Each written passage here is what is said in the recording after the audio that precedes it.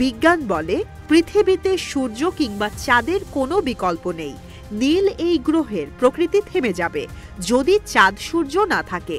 কিন্তু এই প্রাকৃতিক গ্রহ উপগ্রহ না থাকলেও ভবিষ্যতে যে দেশের কোনো সমস্যা হবে না সেই একমাত্র দেশ হতে পারে চীন।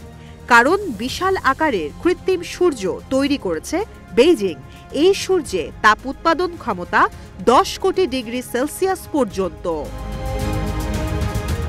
নিউক্লিয়ার ফিউশন ব্যবহার করে সূর্যের মতো তাপমাত্রা উৎপন্ন করার চেষ্টা বিজ্ঞানীদের বহুদিনের স্বপ্ন। কিন্তু 10 কোটি ডিগ্রি সেলসিয়াস তাপমাত্রার বিষয়টি বরাবরই বেশ চ্যালেঞ্জিং। অথচ এই পরিমাণ শক্তি সঞ্চয় 1000 সেকেন্ডে তৈরি করে নতুন মাইলফলক সৃষ্টি করেছে চীনের বিজ্ঞানীরা।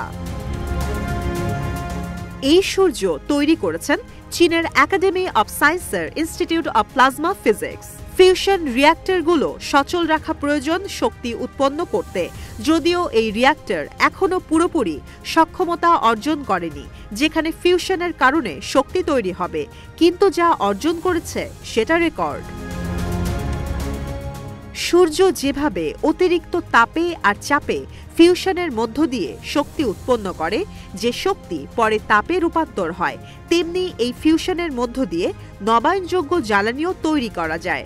অথচ এখনকার রিয়্যাক্টরগুলো শক্তি উৎপাদনের তুলনায় খরচ করে বেশি।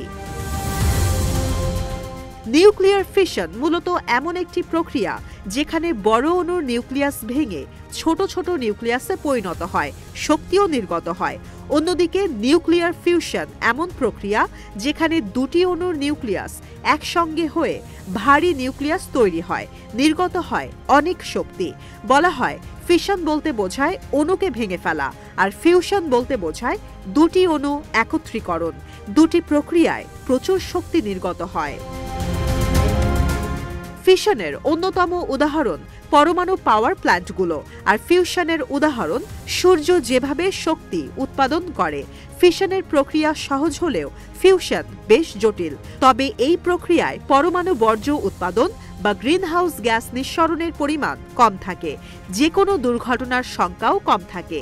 এই সূর্য ভবিষ্যতে হতে পারে নবায়নযোগ্য জ্বালানির পাওয়ার হাউস, ভবিষ্যতে জ্বালানি সংকট সমাধানে যা ভূমিকা রাখতে পারে। এর আগে মহাকাশ নিয়ে গবেষণার জন্য নকল চাঁদও তৈরি করেছে চীন। বেইজিংয়ের দাবি পৃথিবীতে তৈরি প্রথম নকল চাঁদ অভিকর্ষজ ত্বরণকে অকার্যকর করে দেওয়ার ভূমিকা রাখবে। ছোট্ট সেই চাঁদের আকার মাত্র 2 ফিট।